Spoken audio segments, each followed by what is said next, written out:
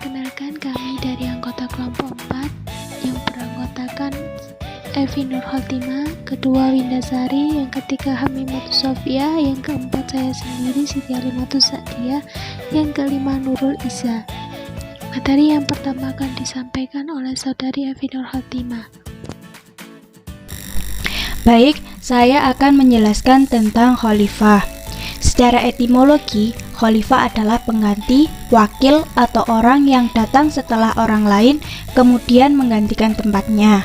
Sedangkan secara terminologi, khalifah dapat diartikan sebagai pemimpin tertinggi pemerintahan Islam. Khalifah adalah jabatan tertinggi dalam kepemimpinan Islam pasca Rasulullah wafat. Khalifah adalah seorang yang dipilih menjadi pemimpin umat Islam untuk menggantikan perjuangan Nabi Muhammad setelah beliau wafat. Masa pemerintahan Islam setelah Nabi wafat digantikan oleh para sahabatnya yang terbilang sangat dekat dengan Nabi semasa hidupnya untuk melanjutkan napak tilas perjuangannya. Lah, sahabat-sahabat yang menggantikan Nabi tersebut disebut dengan Khulafaur Rasyidin.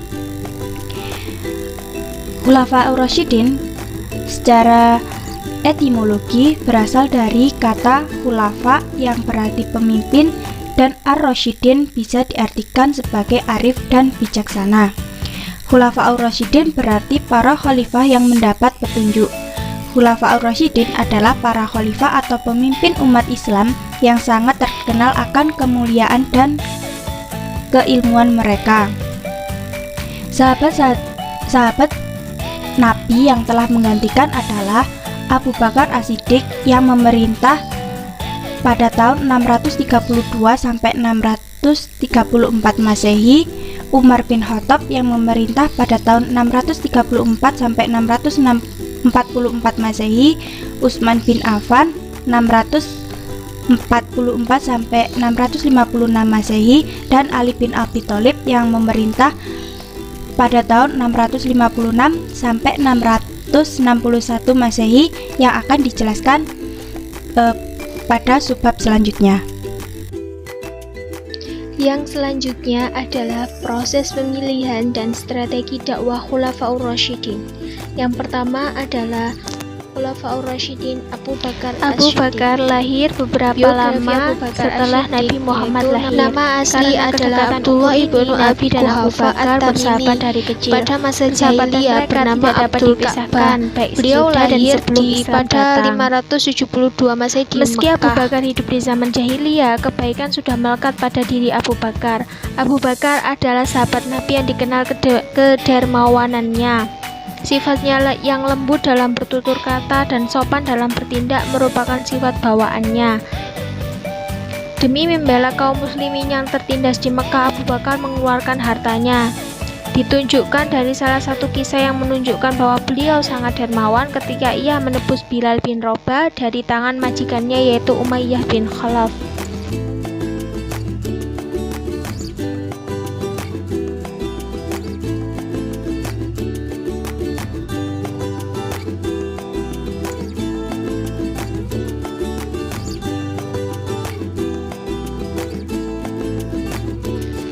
Melalui perantara Abu Bakar pula banyak penduduk Mekah yang menyatakan diri masuk Islam, seperti Utsman bin Affan, Abdurrahman bin Auf, Thalhah bin Ubaidillah, Sa'ad bin Abi Waqqas, Zubair bin Awam, dan Ubaidillah bin Jarrah adalah beberapa sahabat yang masuk Islam atas ajakan Abu Bakar. Merekalah yang kemudian dikenal dengan nama As-Sabiqunal Awwalun. Setelah masuk Islam, Abu Bakar menjadi salah satu pembela Nabi yang paling kukuh, baik ketika di Mekah maupun di Madinah. Abu Bakar juga menemani Nabi hijrah ke Madinah, Yasrib.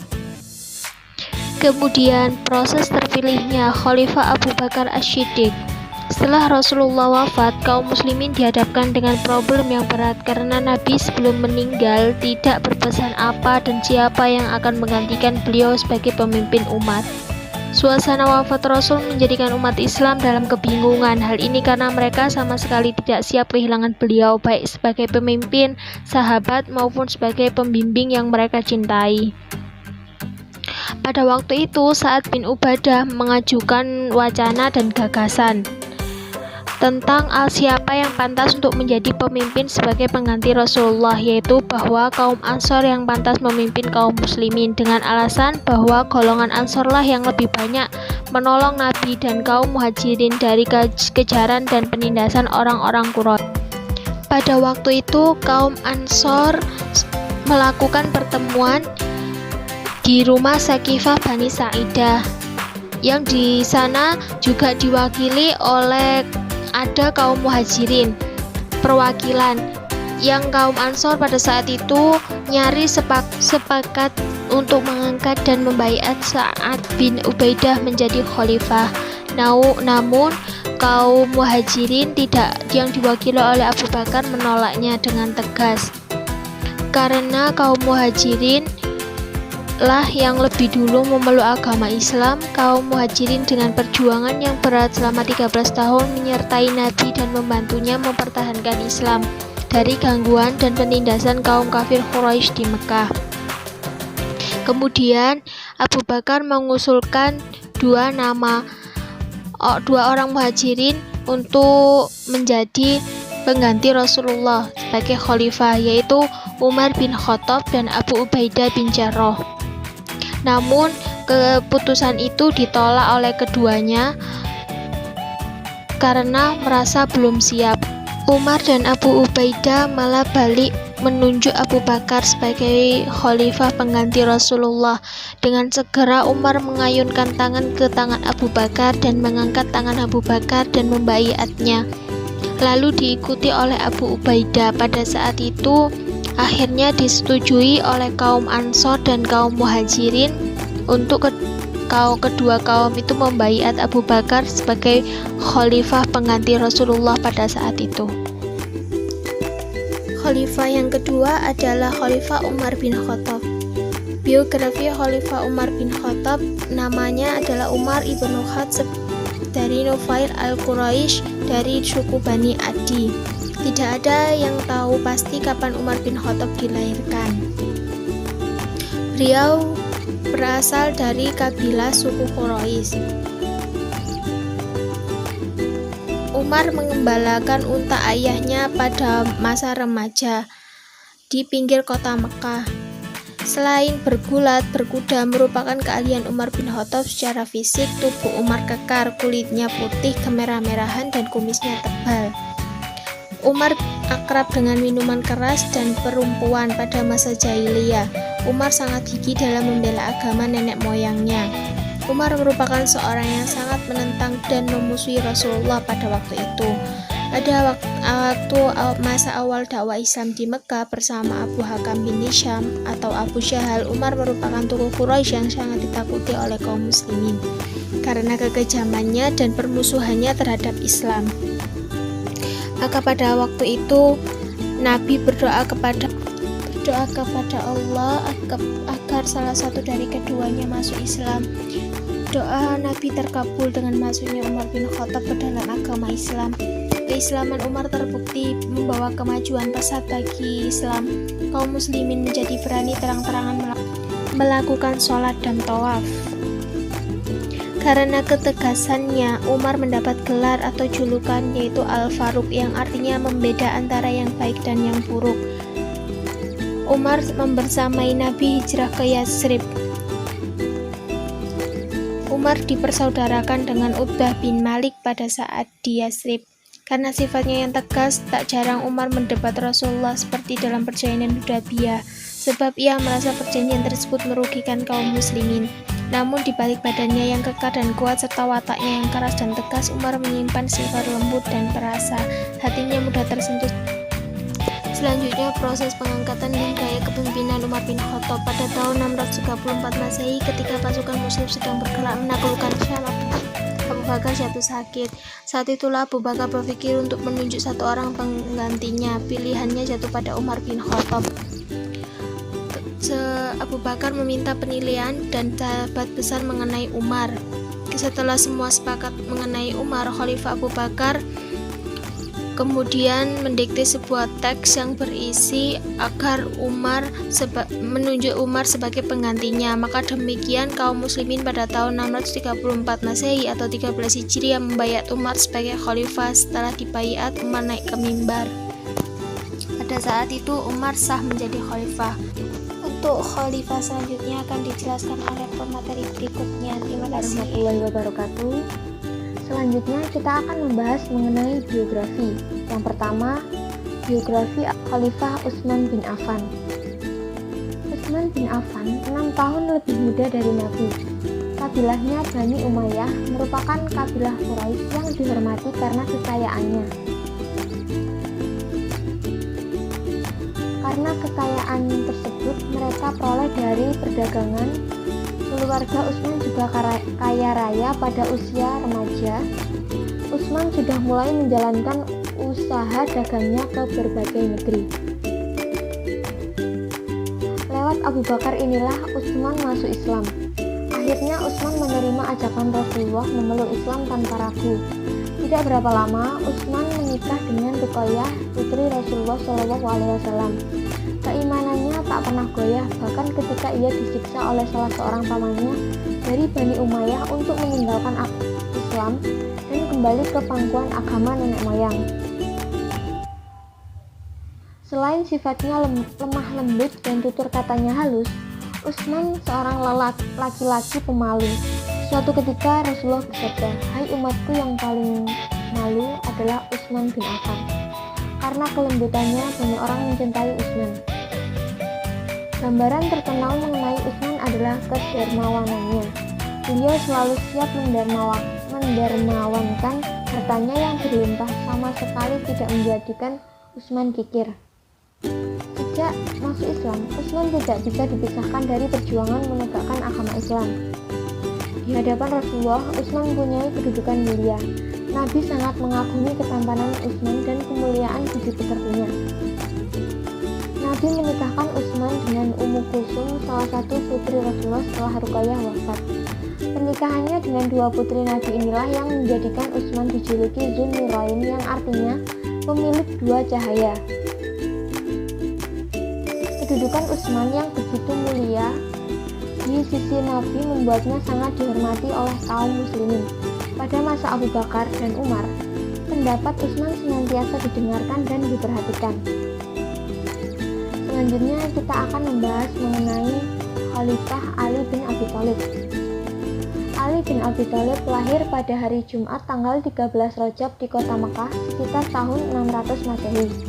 Ia lahir dari pasangan Abu Thalib bin Abdul Muthalib dan Fatimah binti Asad. Ketika lahir, ibunya memberi nama Haidar yang artinya singa, namun sang ayah lebih suka menamainya Ali yang artinya tinggi dan luhur. Sejak kecil, Ali hidup serumah dengan Nabi. Nabi tentu saja ingat bahwa dia pernah diasuh oleh pamannya Abu Thalib. Secara keseluruhan, ia adalah orang ketiga yang memeluk Islam, yang pertama dari golongan anak-anak. Di bawah asuhan Rasulullah SAW, Ali tumbuh kembang. Segala kebaikan perilaku diajarkan oleh Nabi kepada sepupunya. Ali tumbuh menjadi pemuda cerdas, pemberani, tegas, juga lembut hati dan sangat pemurah. Ia merupakan sahabat Nabi yang paling paham tentang Al-Quran dan Sunnah. Karena merupakan salah satu sahabat terdekat Nabi, ia menerima langsung pengajaran Al-Quran dan Sunnah dari Rasulullah SAW. Setelah hijrah ke Madinah, Ali bekerja sebagai petani, seperti Abu Bakar dan Umar. 2 tahun setelah hijrah, Ali menikah dengan Fatimah Az-Zahra, putri kesayangan Rasulullah SAW, dan dari pasangan inilah lahir 2 cucu Rasulullah SAW yang bernama Hasan dan Husain. Ali hampir tidak pernah absen di dalam mengikuti peperangan bersama Rasulullah, seperti Perang Badar, Perang Uhud, Perang Khandaq, dan pembebasan kota Mekah. Pada ekspedisi ke Tabuk, Ali tidak ikut dalam barisan perang kaum muslimin atas perintah Nabi. Ali diperintahkan tinggal di Madinah menggantikannya mengurus keperluan warga kota. Namun kaum munafik menebarkan fitnah dengan mengatakan bahwa Nabi memberi tugas itu untuk membebaskan Ali dari kewajiban perang. Meninggal Nabi Muhammad SAW, Ali menjadi tempat para sahabat meminta pendapat. Itu terhormat posisi Ali di mata umat Islam. Ali memiliki sifat penyayang yang luar biasa. Ali tidak pernah membunuh lawan yang sudah tidak berdaya. Dalam hidup keseharian, Ali hidup dengan bersahaja. Meskipun miskin, Ali tetap gemar bersedekah dan tidak segan-segan menyedekahkan makanan yang semestinya untuk keluarganya. Melihat berbagai keutamaannya, tidaklah mengherankan jika Khalifah Abu Bakar seringkali meminta pendapat Ali sebelum mengambil tindakan. Sebenarnya, ia sempat berpikir untuk menunjuk Ali sebagai khalifah penggantinya. Ketika Umar menjabat sebagai khalifah, ia juga tak pernah mengabaikan saran-saran Ali. Umar bahkan memasukkan Ali sebagai Setelah terbunuhnya Umar bin Khattab saat melaksanakan sholat subuh, ia menunjuk 6 orang untuk menentukan pengganti khalifah berikutnya. Setelah 3 hari Umar bin Khattab wafat, maka tim 6 bertugas untuk menunjuk pemimpin berikutnya. Al-Suyuti menyebut mereka dengan ahlu syura atau mereka yang bermusyawarah untuk memilih khalifah. As-Suyuti menceritakan dalam Tarikh Al-Khulafa bahwa pengangkatan Utsman bin Affan terdiri dari 6 orang sahabat Nabi. Mereka adalah Ali bin Abi Thalib, Utsman bin Affan, Thalhah, Sa'id, dan Zubair. Mereka telah ditunjuk oleh Umar bin Khattab sebagai tim penentuan khalifah setelah dirinya wafat. Al-Suyuti dalam Tarikh Al-Khulafa menerangkan bahwa masyarakat kala itu telah berkumpul di rumah Abdurrahman bin Auf dan dukungan kepadanya untuk menjadi suksesi Umar bin Khattab radhiyallahu an. Akan tetapi, mengikuti aturan yang berlaku, Abdurrahman bin Auf mendatangi keempat orang sahabat yang lain untuk memilih siapa yang cocok. Ketika para sahabat Nabi Muhammad lain seperti Abu Wa'il bertanya kepada Abdurrahman bin Auf, "Bagaimana kamu bisa membaiat Utsman bin Affan, padahal ada sahabat Nabi yang mulia seperti Ali bin Abi Thalib di sana?" Pertanyaan tersebut dijawab oleh Abdurrahman. Sebagaimana diterangkan dalam Mushaf Ahmad, diriwayatkan bahwa Abdurrahman bin Auf mendatangi Ali bin Abi Thalib menanyakan tentang siapa yang layak menjadi khalifah. Ali bin Abi Thalib menjawab, "Utsman." Begitupun ketika ditanya kepada para sahabat yang lain. Ketika Abdurrahman bertanya kepada Utsman bin Affan dengan pertanyaan serupa, ia menjawab Ali bin Abi Thalib. Pertanyaan tersebut diajukan kepada para ahli syura secara personal. Mayoritas mereka menjawab bahwa Utsman bin Affan yang cocok menjadi pengganti dari Umar bin Khattab. Demikianlah ahlu hali wal aqdi menjalankan fungsinya sebagai tim penunjuk pemimpin saat itu. Pengangkatan Utsman bin Affan sebagai khalifah saat itu berimbas pada pergantian beberapa pejabat daerah seperti Kufah dan berbagai daerah negara muslim lainnya. Penggantian kepala daerah atau yang disebut amir merupakan kebijakan Utsman bin Affan yang cukup kontroversial. Pasalnya, beberapa pejabat daerah diangkat dari sanak famili dan keluarganya. Tidak disangka bahwa hal inilah yang nantinya membuat banyak kebijakan politik pada masa Utsman bin Affan, dari pertentangan para sahabat Nabi dalam masalah politik. Sikap para ulama biasanya tawakuf atau bahwa perbedaan pandangan politik merupakan masalah ijtihad. Wallahu a'lam bishawab. Strategi dakwah Utsman bin Affan sendiri ada 4, yakni pada perluasan wilayah, standarisasi Al-Quran, pengangkatan pejabat negara, dan juga pembangunan fisik.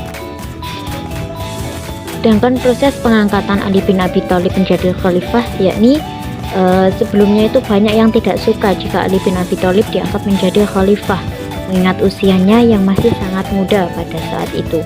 Saat akan dilaksanakan upacara pengangkatan, Ali bertanya, "Di mana Thalhah dan Zubair?"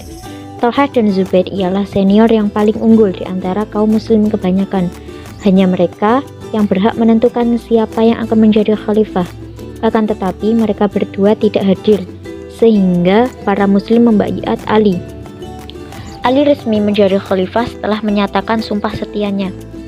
Ali bin Abi Thalib yang saat itu yang masih keturunan dari Bani Hashim, dan Ali bin Abi Thalib lahir pada tanggal 13 Rajab di Mekah sekitar tahun 600 Masehi atau 10 tahun sebelum kenabian Muhammad. Ibunya bernama Fatimah binti Asad, nama kecilnya Haidar, tetapi ayahnya memberi nama Ali, namun lebih dikenal dengan Nala Ali. Walaupun masih muda, ia memiliki bakat yang luar biasa. Ali bin Abi Thalib fasih dalam berbicara dan memiliki wawasan luas tentang Islam. Untuk mempererat tali persaudaraan, maka Fatimah atau putri Rasulullah menikah dengan Ali. Ali selalu mendukung siapapun yang menjadi khalifah pada saat itu. Ali disegani karena banyak musuh yang mati di tangannya dan juga memiliki musuh yang secara terang-terangan membenci Ali ataupun kebencian yang tidak ditampakkan. Sebelum Ali menjadi khalifah sebelumnya ialah Khalifah Utsman. Khalifah Utsman menghadapi pemberontakan dan pembangkangan di dalam negeri yang dilakukan oleh orang-orang yang kecewa dengan tabiat khalifah. Pada akhir masa pemerintahannya, Khalifah Utsman dibunuh oleh pemberontak yang menyimpan dendam kepada khalifah. Beberapa hari setelah pembunuhan Utsman, Ali bin Abi Thalib diangkat menjadi khalifah oleh sebagian besar kaum muslimin. Pada strategi kepemimpinan Ali atau dakwah Ali ada 3, yakni pertama, pergantian pejabat lama dengan yang baru. Kemudian penarikan kembali tanah hadiah. Dan ketiga, menghadapi para pemberontak. Baik, selanjutnya saya akan menjelaskan sedikit mengenai strategi dan kebijakan dakwah Abu Bakar. Abu Bakar sendiri menjadi khalifah hanya 2 tahun, yakni tahun 632 sampai 634 Masehi. Beberapa kebijakan dan strateginya, yang pertama yaitu 1. Pembukaan Al-Quran. Pada perang Riddah menimbulkan banyak kurban, termasuk sebagian para penghafal Al-Quran. Kenyataan ini sangat merugikan sekaligus mengkhawatirkan jika semakin banyak penghafal Al-Quran yang gugur. Akibatnya Al-Quran bisa hilang. Menyadari hal tersebut, Umar bin Khattab mencatat semua hafalan Al-Quran pada para sahabat yang masih hidup. Dengan demikian, Al-Quran dapat diwariskan kepada generasi mendatang. Abu Bakar ragu apakah harus menerima usulan Umar bin Khattab ataukah menolaknya. Ia ragu sebab Nabi belum pernah melakukannya. Namun, Umar berhasil meyakinkan Abu Bakar bahwa pengumpulan Al-Quran akan sangat bermanfaat bagi keutuhan Al-Quran sendiri. Akhirnya Abu Bakar menugaskan Zaid bin Tsabit untuk memimpin pengumpulan Al-Quran. Zaid ditunjuk karena ia pemuda yang cerdas dan berpengalaman mencatat ayat-ayat Al-Quran. Zaid bin Tsabit dapat melaksanakan tugas tersebut dengan baik. Yang kedua yaitu ada perluasan wilayah baru atau futuhat. Keberhasilan dalam perang Riddah, ancaman dari dalam Jazirah Arab dapat dikatakan teratasi, namun ancaman dari luar sedang bergerak. Kekuasaan yang dijalankan pada masa Khalifah Abu Bakar, sebagaimana pada masa Rasulullah, bersifat sentral. Kekuasaan legislatif, eksekutif, dan yudikatif terpusat di tangan khalifah. Selain menjalankan roda pemerintahan, khalifah juga melaksanakan hukum.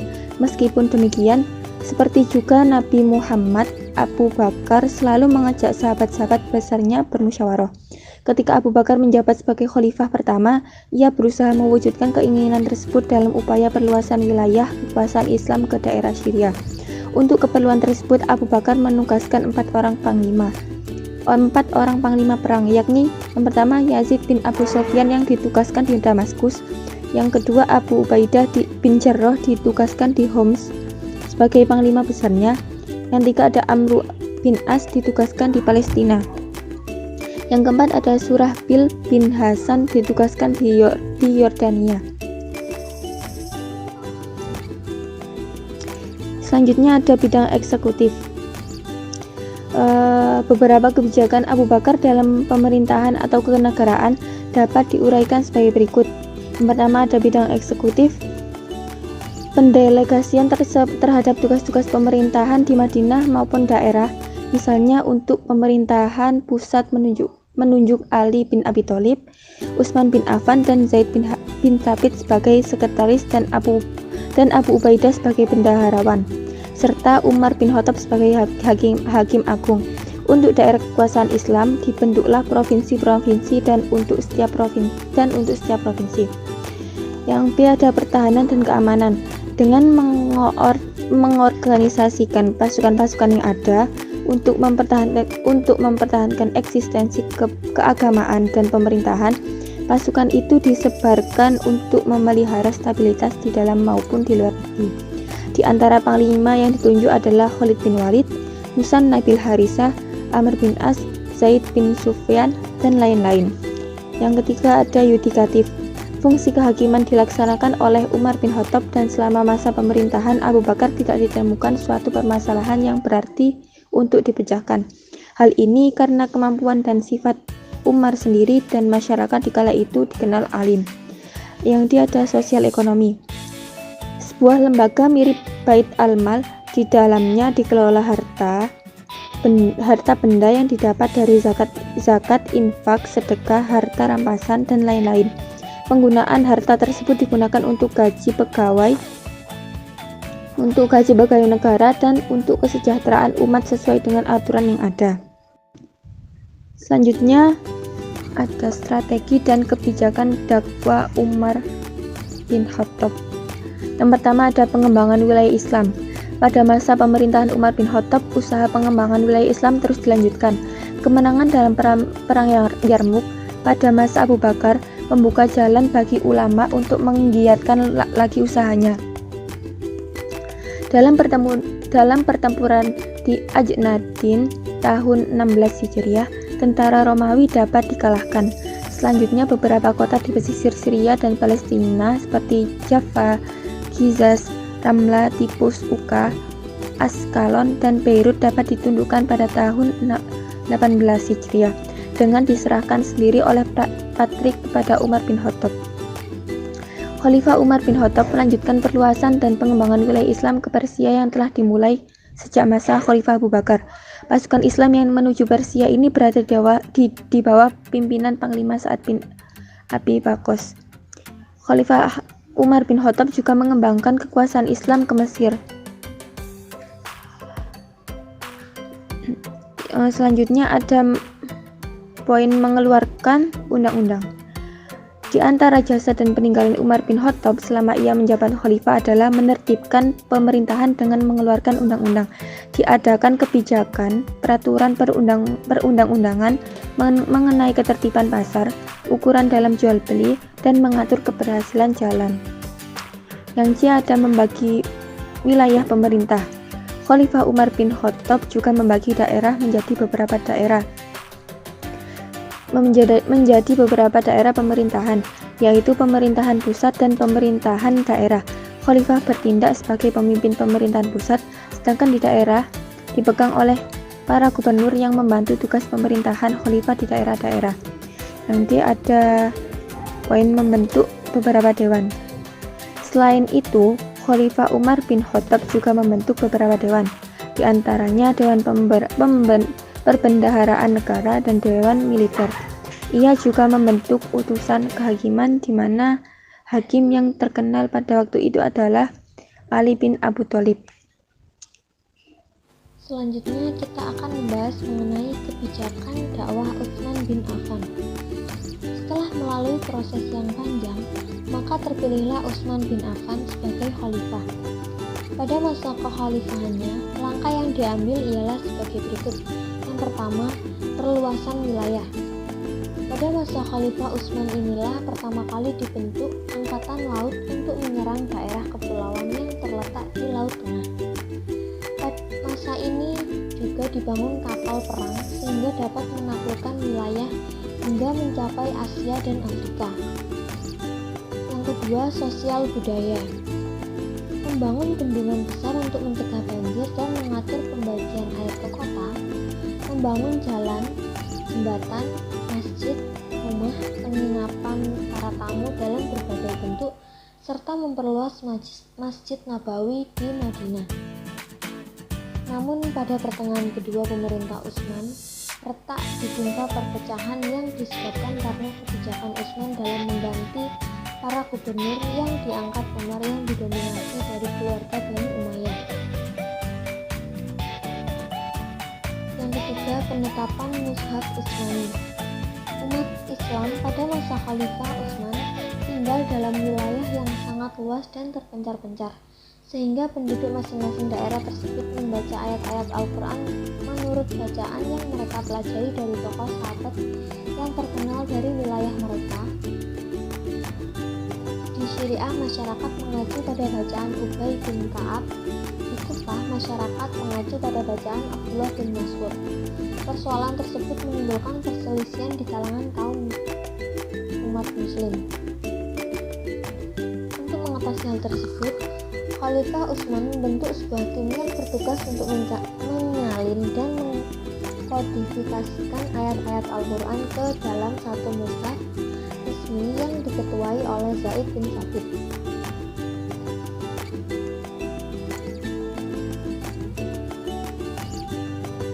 Mushaf hasil kerja dari tim kodifikasi Al-Quran pada masa Khalifah Utsman yang tinggal di Madinah disebut dengan Mushaf Utsmani atau Mushaf Al-Imam, yang sampai sekarang masih kita gunakan.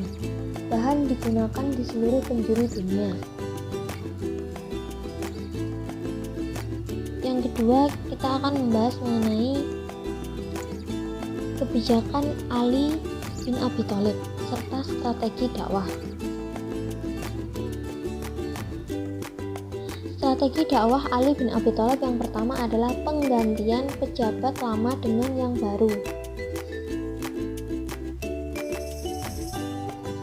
Khalifah Ali bin Abi Thalib memerintah hanya 6 tahun. Selama masa pemerintahannya, ia menghadapi pergolakan. Tidak ada masa sedikit pun dalam pemerintahannya yang dapat dikatakan stabil. Setelah menduduki jabatan khalifah, Ali memecat para gubernur yang diangkat oleh Utsman. Ia yakin bahwa pemberontakan-pemberontakan terjadi dikarenakan keteledoran mereka. Yang kedua, penarikan kembali tanah hadiah. Ali juga menarik kembali tanah yang dihadiahkan Utsman kepada penduduk dengan menyerahkan hasil pendapatannya kepada negara dan memakai kembali sistem distribusi pajak tahunan di antara orang-orang Islam sebagaimana pernah diterapkan oleh Umar bin Khattab. Yang ketiga, menghadapi para pemberontak. Setelah kebijakan tersebut ditetapkan, Ali bin Abi Thalib mengalami pemberontakan Talhah, Zubair, dan Aisyah. Alasan mereka, Ali tidak mau menghukum para pembunuh Utsman dan mereka menuntut bela terhadap darah Utsman yang telah ditumpahkan secara zalim. Dia mengirim surat kepada Talha dan Zubair agar keduanya mau berunding untuk menyelesaikan perkara tersebut secara damai. Namun ajakan tersebut ditolak. Akhirnya pertempuran yang dahsyat pun terjadi. Perang ini dikenal dengan nama Perang Jamal. Bersamaan dengan itu, kebijaksanaan Ali juga mengakibatkan timbulnya perlawanan dari gubernur di Damaskus, yaitu Muawiyah.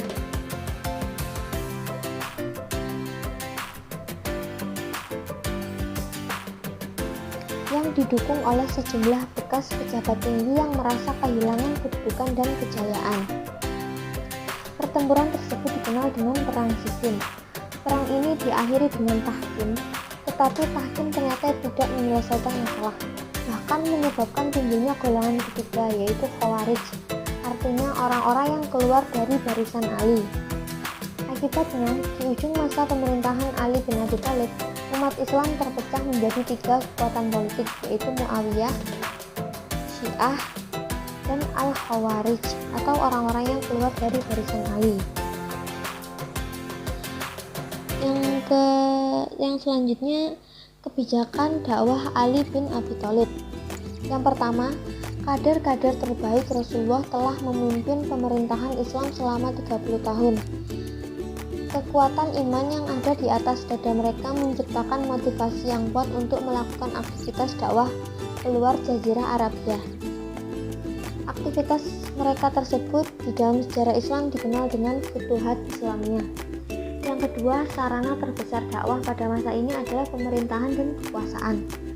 Lewat media pemerintahan, para khalifah menentukan kebijakan dan strategi baik masyarakat Islam atau di luar masyarakat. Yang ketiga, Futuhat Islamiyah yang dilakukan oleh para sahabat selalu diikuti oleh perluasan pemikiran Islam.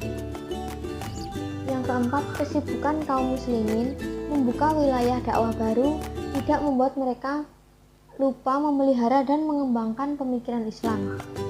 Yang kelima, menjaga keutuhan Al-Quran Al-Karim dan mengumpulkannya dalam bentuk mushaf pada Abu. Sekian dari kelompok kami. Terima kasih sudah menyaksikan. Wassalamualaikum warahmatullahi wabarakatuh.